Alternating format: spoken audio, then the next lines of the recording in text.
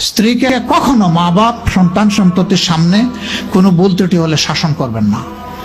একা নিয়ে বুকে জড়িয়ে ধরে তার সমস্ত নেক কাজের স্বীকৃতি দিয়ে তারপরে বলবো যে এরকম একটা বিষয় আমি দুঃখ পাই নাই, তবে আমি চাই যে এটা তুমি কারেকশন করে নাও এবং আমি আল্লাহর দরবারে তোমার জন্য দোয়া করব। মাথায় হাত রেখে একটু দোয়া করে দেন। এর চাইতে বড় আর কোনো শাসন হয় না।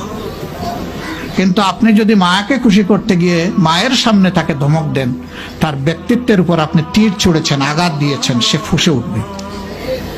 সে বলবে সব উজাড় করে তোমার এই সংসারে দিলাম, আজকে তুমিই না আমাকে এইভাবে বেইজ্জত করলে। সে মানুষ তো, তার মানবিক রিয়াকশন হবে।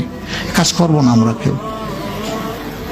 আমাদের জীবনের অংশ, আমাদের হাড়ের অংশ, আমাদের কলিজার অংশকে আমরা সেইভাবে সম্মান দিব ইনশাআল্লাহ।